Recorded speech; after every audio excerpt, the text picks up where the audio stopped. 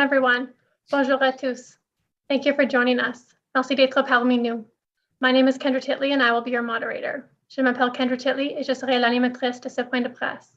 Today we will be hearing remarks from Mayor Le Maire Jim Watson, Alain Gauthier, General Manager, Public Works, Directeur Général, Service des Travaux Publics, Kim Ayotte, General Manager, Emergency and Protective Services, Directeur Général des Services de Protection et d'Urgence, and Bryce Conrad, President and Chief Executive Officer, Hydro Ottawa, Président et Chef de la Direction.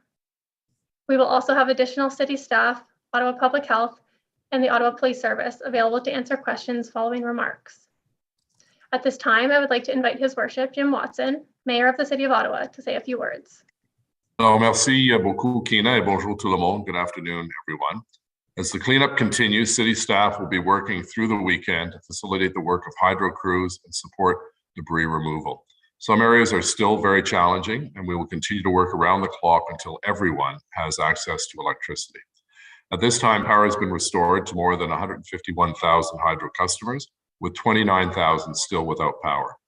Hydro Ottawa is hoping to restore power to the bulk of homes and businesses by tonight, but the level of damage in some areas is greater than previously assessed.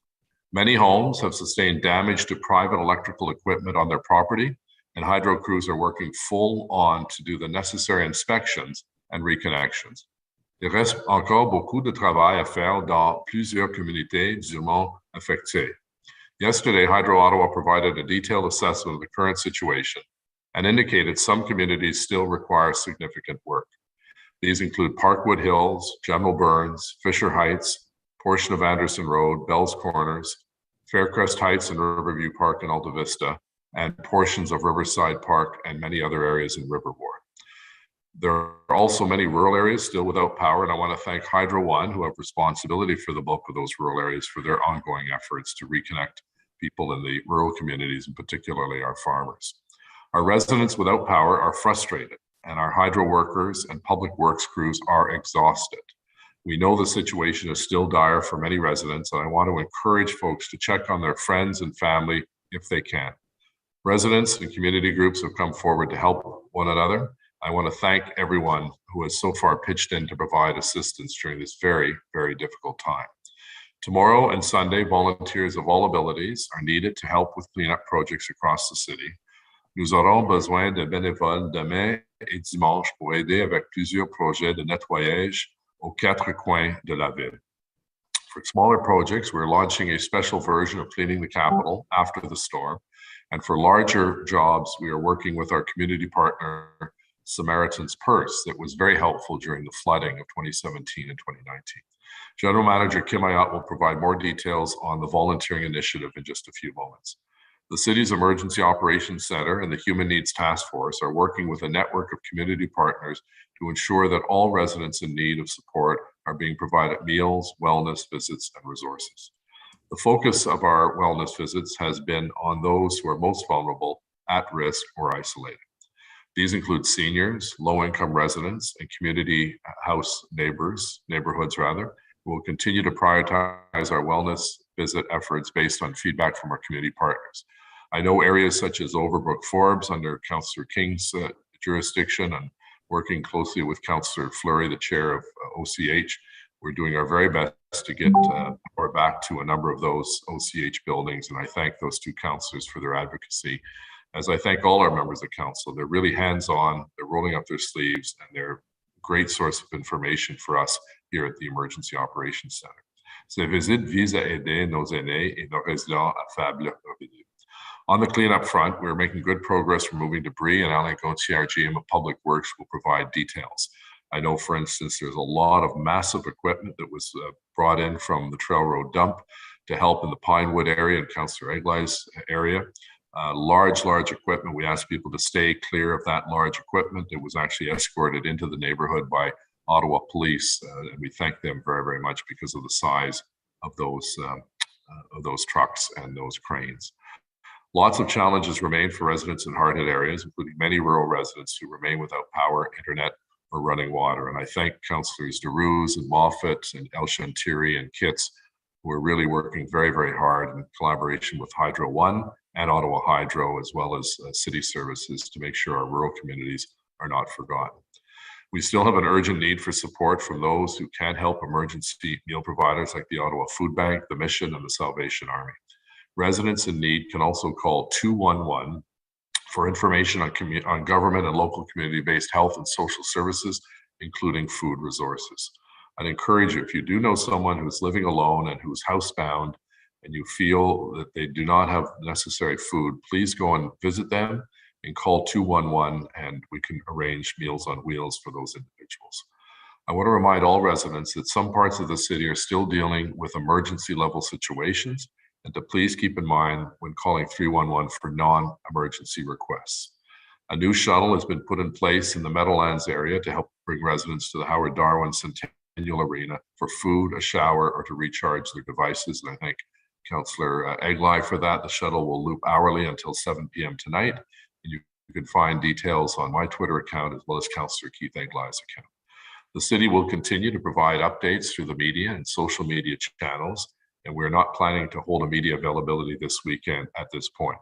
With respect to emergency reception centers, locations and hours are subject to change based on community needs. So please visit ottawa.ca/storm recovery for more information.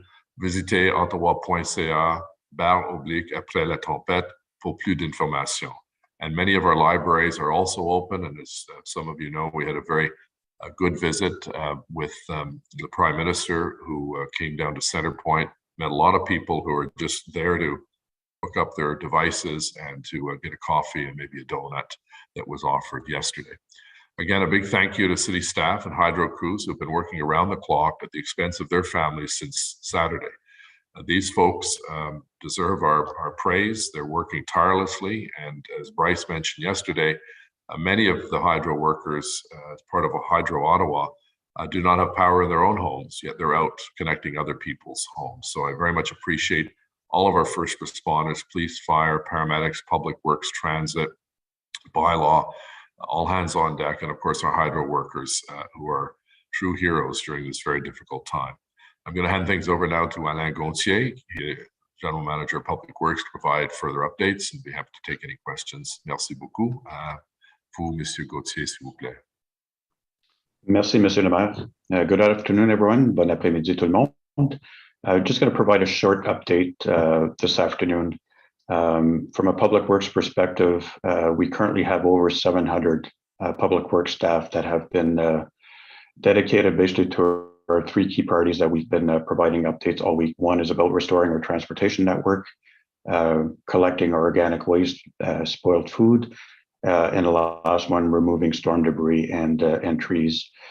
Ce que je peux indiquer, c'est que le travail incroyable de nos équipes des travaux publics vont continuer pendant la fin de semaine et nous allons continuer jusqu'à ce que tout le travail soit complété.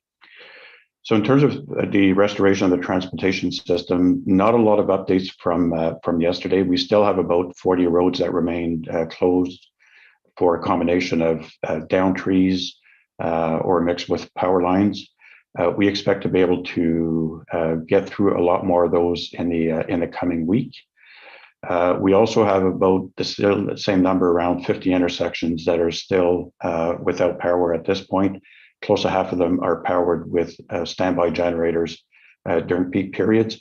And we expect that a number of them will be coming online as soon as hydro is restored to the area. We still have the 4 key locations along Merivale Road that will require more substantial reconstruction, and we'll be able to access those areas shortly. So again, we really appreciate the collaboration that we've been getting with our partners at Hydro. We know that they're doing everything they can to be able to restore power to those locations, and we definitely appreciate their support. In terms of the collection of the food waste, this is really the last update that I will be providing. We've had a very successful blitz in terms of green bin collection. We still have about 7 collection vehicles that's dedicated to that operation today, focused on in the Alta Vista area, Manor Park, Overbrook, and West Carleton. To this point during the week, we've collected about 43 tons of spoiled food. And this is in addition to the waste that we've collected through the 15 bins that have been distributed across the city. And location is still available on ottawa.ca, but those bins will be removed as of tomorrow. The reason why we're removing them is that the blitz is now completed. At this point, by the end of the day tomorrow, everyone in the city will have received grain bin collection, and we will be back on our regular weekly collection cycle. Donc, le blitz qu'on avait fait pour la collecte des matières organiques, surtout au niveau de l'alimentation, se tire à sa fin aujourd'hui. Les contenants qu'on avait distribués à 15 endroits à travers la ville vont être enlevés demain, puisque nous retournons maintenant à la collecte hebdomadaire. In terms of the last component is related to the tree, branch, and brush debris. This, as I mentioned previously, remains basically our one of our most significant focus at this point. And there is a lot of cleanup ahead of us. I really need to appeal to residents that there is a lot of work to be done out there. It's going to take us a number of weeks to be able to get through it all, but we're going to be continuing to work until we have it all cleared out. I also want to give a bit of context around how we're prioritizing the debris and removal initiatives. Really, we're focused, basically, we've identified basically all parts of the city in 3 levels. Level 1 are basically areas that had limited impacts that we're going to be able to address through our normal weekly collection process. Level 3 areas are areas where there's more material to collect that just require additional resources, but nothing specialized in terms of resource. We just need additional capacity. And then the 3rd level is the one where we've seen more significant damage in our communities. And those areas really require specialized resources. They require specialized equipment. One of them being the one that was referenced by Mayor Watson in the Pineland Amberwood area, where we've had to bring in large specialized equipment for our landfill site to be able to increase the capacity to be able to move more material within the community so that we can try to get to the cleanup as quickly as possible. But even that will be a few weeks to be able to get through, just because of the sheer magnitude of debris to be removed. So we'll continue to provide updates as we go through the weeks and days, but those are really the 3 areas that we're focusing, and there is resourcing being provided through all those 3 levels of priority. As you see operations taking place in your communities, we appeal to the community to really, it's always safety first. We want everybody to stay safe. So please to keep away from our operations. A lot of these operations involve heavy equipment, and really want to keep the community safe. Our Trail Road landfill site continues with expanded hours for the benefit of the community, and also through the weekend we will continue to waive the tipping fees for storm-related debris. So just to close, I know that the city has gone through its fair share of severe weather events and emergencies in the last number of years, and every time I'm amazed and so grateful for the community support, how people are really out there supporting each other, either through donating money, donating food, or really helping out their neighbors. À chaque fois qu'on a passé au travers d'une épreuve telle que celle qu'on passe présentement, je suis toujours impressionné par les résidents qui offrent leur service pour leurs voisins et leur communauté. It does mean a lot to me as a general manager of Public Works, but also as a resident of our incredible city. Stay safe, everyone, and restez en sécurité. Thank you, Alain. I would now like to invite Kim Ayotte, General Manager, Emergency and Protective Services, to say a few words. J'invite maintenant Kim Ayotte, Directeur Général des Services de Protection et d'Urgence, à dire quelques mots. Merci, Kina. Merci, Alain. Thank you very much. Good afternoon, everyone. As we head into the weekend, I want to share my thanks with everyone from Ottawa for stepping up to help with our recovery efforts and supporting those in need. As the mayor mentioned, approximately 29,000 Hydro Ottawa customers remain without power. And as of early this afternoon, some communities were also reporting as still requiring significant work before the power is restored. These include Parkwood Hills, General Burns, Fisher Heights, a portion of Anderson Road, Bell's Corners, and a portion of Riverside Park South. I want to assure residents that we're working hard to ensure community supports are extended or will be in place in these areas today. Je veux assurer aux résidents que nous travaillerons fort pour augmenter le soutien ou pour offrir dans ces secteurs dès aujourd'hui. This includes conducting additional wellness visits to the impacted areas and providing free hourly shuttles to the Howard Darwin Centennial Arena Emergency Reception Center. We are also keeping all existing supports in place over the weekend to help people transition, as some residents are still getting their power back and returning home. With regards to emergency reception centers, to support residents in areas impacted by the extended outage, the Howard Darwin Centennial Arena and Hunt Club Riverside Park Community Center will remain open for charging devices, showers, washrooms, food, and Red Cross. West Cliff Community Center and Pinecrest Recreation Complex are also open for those impacted by the extended outage. The city will continue to operate accessible emergency reception centers where residents can access power and services. For more information on these centers, please visit the storm recovery page at ottawa.ca. Yes, yesterday I mentioned that our Emergency Operations Center would be launching a volunteer program for residents interested in joining our recovery efforts. I can confirm that there will be two ways that volunteers can support this weekend with the City of Ottawa and our community partners.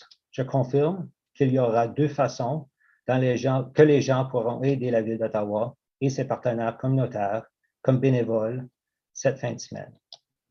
We will be launching a Cleaning the Capital After the Storm program, which is very similar to that Cleaning the Capital program. Residents can work like the Cleaning the Capital program that you've seen in the past. Residents can work together to clean up their neighborhoods. More information on registration will be available later today by way of public service announcement. Residents can also volunteer with our community partner, the non-government organization Samaritan's Purse, who will coordinate debris removal on private property for residents who are hit particularly hard. To volunteer, please register with Samaritan's Purse on their website or by calling 1-844-547-2663. There will be a requirement for you to dress appropriately and accordingly for the work you're going to be doing. Additionally, information about how to volunteer with our recovery efforts will be available on ottawa.ca later today. Thank you, merci. Thank you, Kim. Our final speaker is Bryce Conrad, President and Chief Executive Officer, Hydro Ottawa, to say a few words. Finalement, j'invite maintenant Bryce Conrad, Président et Chef de la Direction. Good afternoon, everyone. Bonjour à tous. Hydro Ottawa crews, with support from our contractors and a number of utilities from across the province, continue to go full throttle, restoring neighborhoods across our city today. External support continues to arrive daily to supplement these efforts. Let me cut to the chase. As of 1 p.m. today, we've restored power to 151,000 customers. It means that at this time, as the mayor indicated, there are 29,000 Hydro Ottawa customers that remain without power. Those numbers are driven by the overnight restoration of power to 6,000 customers in parts of the following areas: Chapman Mills, Gloucester Glen, West End Robin, Carlington, Crestview, Greenbelt sections between Majones and Leitrim, Canterbury, Urbandale Avenue and some of the neighboring spots, Shillington Avenue. And since this morning, we've been able to restore power to another 2,000 customers in parts of the following neighborhoods: Pine Glen, Bel Air Park, Braemar Park, Bel Air Heights, Copeland Park, Guildwood Estates, Gloucester Glen, Honey Gables, Chapman Mills, Rideau Crest, and Davidson Heights. I've consistently stated that we were targeting today to get the bulk power system back up and running. Owing to the weather this morning and the level of additional damage that we're finding to our equipment, we will not meet that commitment.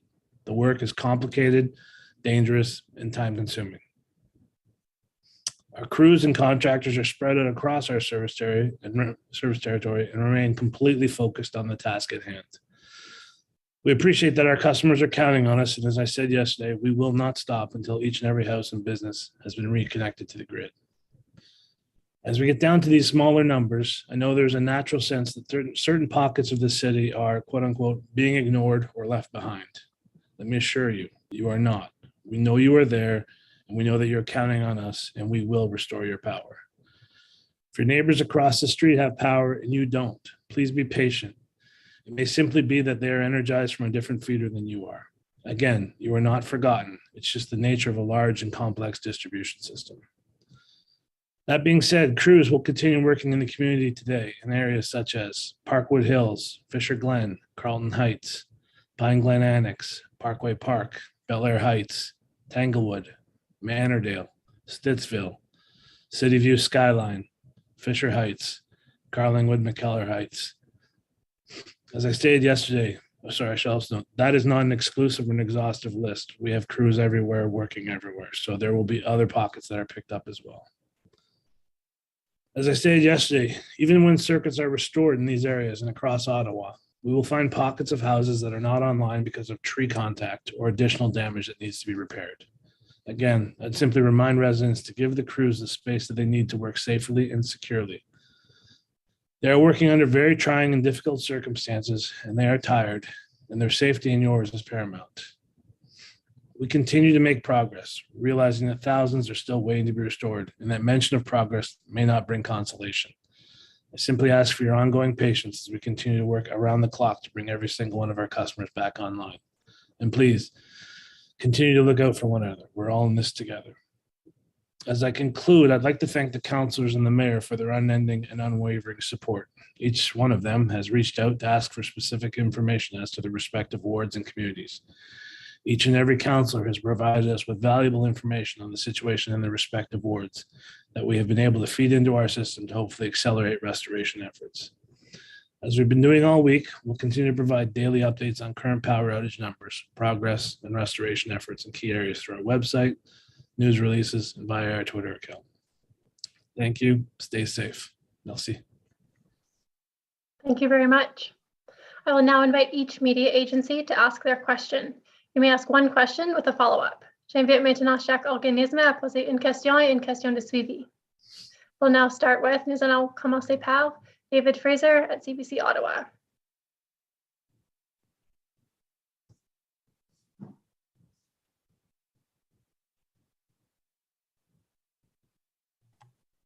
I think, David, you're on mute.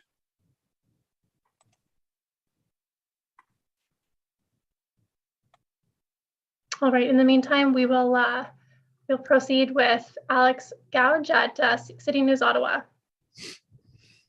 Hello. My first question is, with the rain this morning, how much did that impact restoration efforts? Bryce? Yeah, thanks, Alex. Thank you for the question. I don't really know. I don't really know that I can tell you a specific number. It slows us down. It slowed the crews down. You know, we were expecting it, but it still slows us down. So I'm Alex, by no stretch of imagination am I blaming the weather for not meeting the timeline that I set out. I think it has a whole lot more to do with just the sheer amount of damage that we're finding. But yeah, the weather didn't cooperate. Thanks. And I was also just wondering why areas such as Bell's Corners, for example, are taking more time to get back online. Yeah, it goes back to the comment I made yesterday, and again, I think I made earlier today. Bell's Corners is an area where we've been flowing power since Wednesday night. But again, if you go back to my analogy yesterday, it's going down the arterial roads and into the community. But once it gets to this, you know, the specific street or the cul-de-sac, it's seemingly stopping. So there's just lots of tree contacts in there. There's lots of debris. And yeah, there's probably still a lot of damage to the plant that we need to get to. So, you know, we're aware of it. We've given the counselor the heads up. We've given all those counselors that heads up, and obviously working with the city to make sure that that community has the necessary support and outreach to get through this trying time. Thank you so much. Thank you. I'll just go back to David Fraser at CBC Ottawa. David, is your mic on?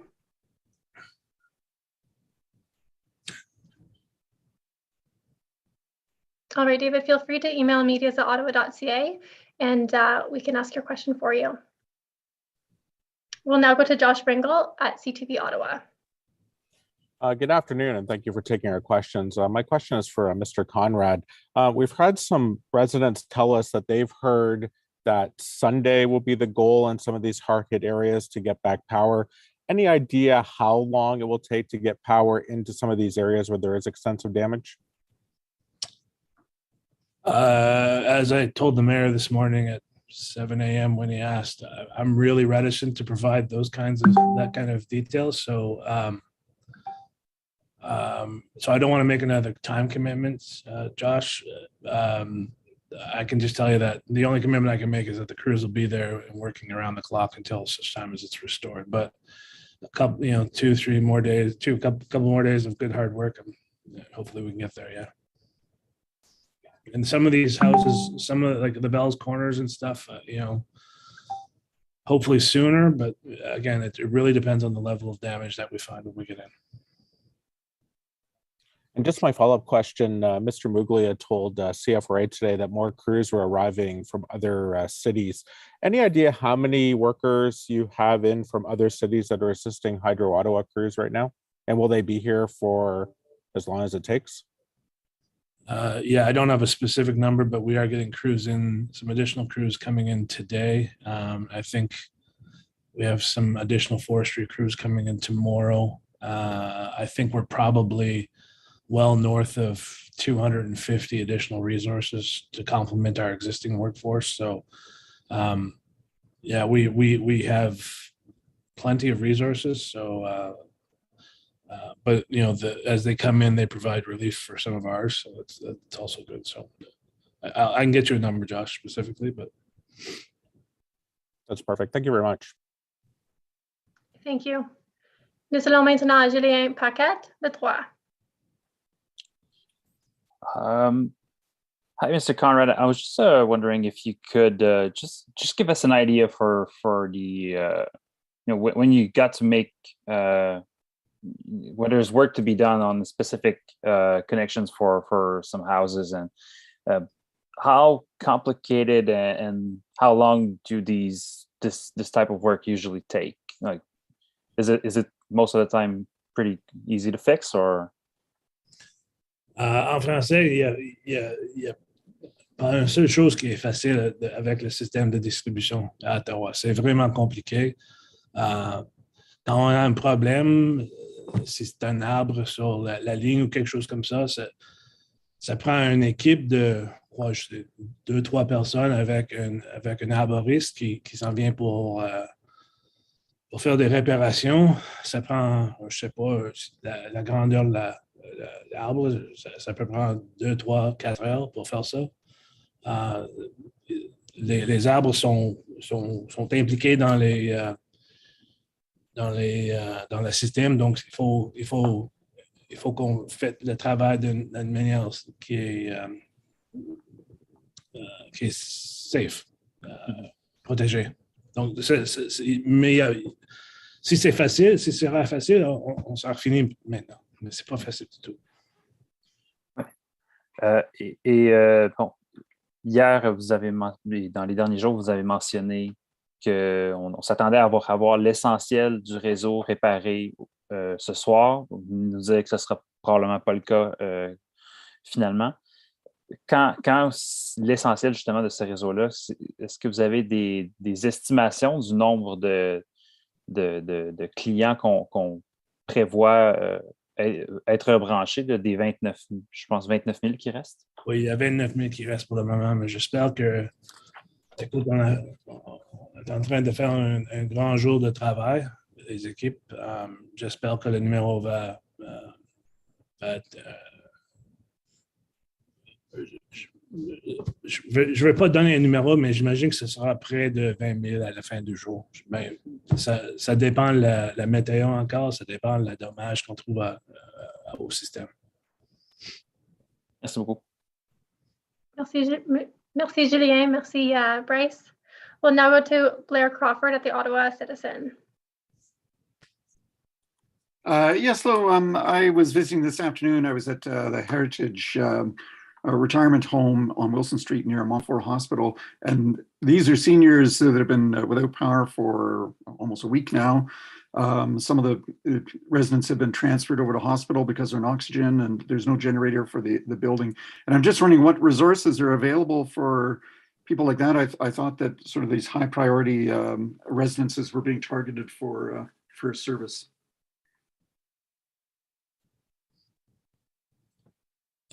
So from the prioritization perspective, they are being prioritized, but there may be, each of these is relatively unique. So there may be some complications that are getting in the way of restoration. So I don't know that specific one, Blair, but I'm happy to look into it. But and I'll let someone else answer in terms of the services available. Kim? Yeah, from a city perspective, we certainly work with the vulnerable populations from a wellness check perspective, and also work with the owners of the facilities to look at options, and we decide on the severity of the situation that they're currently experiencing, and we act accordingly. So I can't speak to this particular site, but I can certainly look into it and get back to you if you wish, Blair. Thanks, I'd appreciate that. And the second question is also for Mr. Ayotte. I was speaking to someone who lives down in Pine Glen who mentioned that they've had a couple of break-in attempts at a house that was severely damaged in the storm. And I'm just wondering if you can comment on whether you've seen mischief, burglary attempts, or any looting type activity in some of the hard-hit areas. I'll actually pass this over to Robert Drummond, who's here from the police, who could actually speak to those issues specifically. Thank you. Thank you for the question, Blair. No, we have not seen any increase in any thefts or anything like that, or break-ins. We have continued to put extra patrols out in the hard-hit areas to show a presence and deter that type of activity. Okay, thank you. Thank you. Next, we have Bruce Deachman at the Ottawa Sun. I guess my question is for Mayor Watson. You said yesterday you were beginning to figure out the cost of this event, and I'm wondering if you have any numbers in that regard. Thanks, Bruce. The short answer is no. We're still tracking all of the costs, as Steve Kanalakis mentioned. It will be in the millions of dollars. There's no question about that, and we appreciate the Premier gave me his commitment that they would pay all of those costs. So we're keeping accurate count of those invoices that do come in, but we won't have a real accurate figure until this situation is over. Our first priority is to get people hooked up to electricity and clear the brush out of their neighborhoods and get the intersections up and running, and then we'll deal with the financial implications. But it's going to be an expensive venture, just as the occupation was, just as the tornado and the flooding was as well. Thank you. Okay, and I'm wondering if you can tell me, you say there's going to be no briefings over the weekend. Is there a reason for that? Because it seems to me that tens of thousands of people would still be curious. Yeah, I think the goal is, if there's a reason to have another briefing, we're going to use social media to pump out information about the latest information on respite centers and so on. But if there's no reason to have a media conference, we won't have one. But if there are extenuating circumstances and information needs to get out there up and beyond social media channels, then we will have one.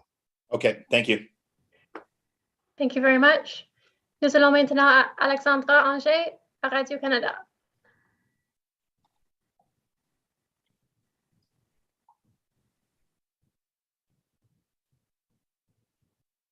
Alexandra? Oui, est-ce que vous m'entendez?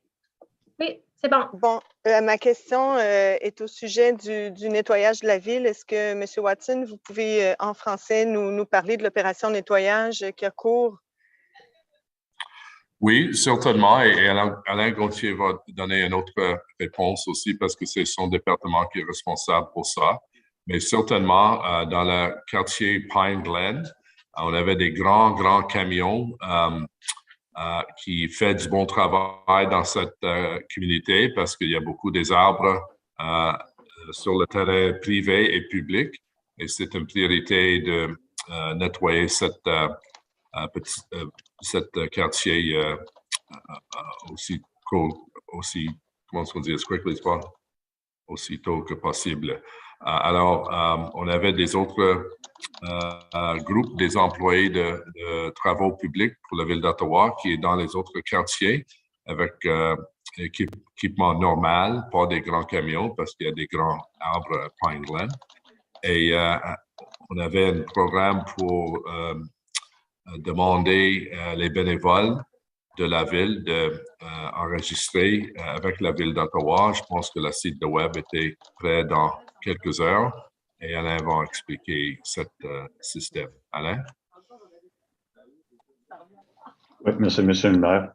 Oui, au niveau des travaux pour ramasser les débris, on établit plus ou moins 3 niveaux d'opération. Un premier niveau qui les quartiers où ce qu'on peut plus ou moins faire la collecte et le nettoyage avec plus ou moins nos routes régulières au niveau de la collecte hebdomadaire.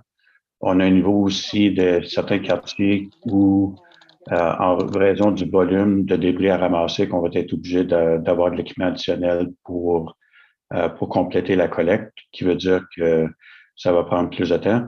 Et le troisième niveau semble être celui que Maire Watson a identifié sont les quartiers qui ont été le plus touchés, où le niveau de dommage est le plus considérable, et les endroits où ce que ça nécessite du personnel plus spécialisé et aussi de l'équipement plus spécialisé. Donc, dans ces secteurs-là, tels Pine Glen, Anavon, certains secteurs de Uplands et de Stittsville vont prendre un peu plus de temps pour compléter les travaux juste en raison de l'ampleur de la situation.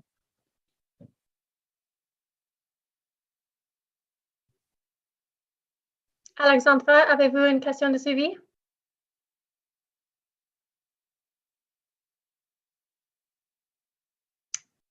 D'accord. Ensuite, nous avons Étienne Malouin à TVA Gatineau. Pardon, j'avais une question de suivi. Mon micro était coupé. Oh, je m'excuse.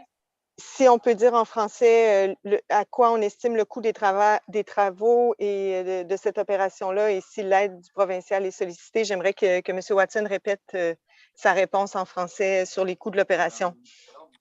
Oui, certainement. Ça coûte beaucoup, des millions de dollars. On n'avait pas un total spécifique parce qu'on prend tous les factures et après la fin de la crise, on va ajouter toutes les factures. Et j'ai parlé avec le premier ministre, M. Ford, il y a 2-3 jours. Il me donnait son mot que la province va payer toutes les factures parce que c'est vraiment difficile pour la municipalité et les contribuables locaux de payer pour une situation comme on a vu avec les tempêtes il y a une semaine. Alors, c'est des millions de dollars. Spécifiquement, on va donner le total probablement dans quelques semaines, mais la priorité pour nous autres est d'aider les résidents continuer de faire du progrès avec Hydro Ottawa et nettoyer les rues et le propriétaire, le terrain privé dans tous les quartiers de la ville. Merci. Merci beaucoup. Ensuite, nous avons Étienne Malouin à TVA.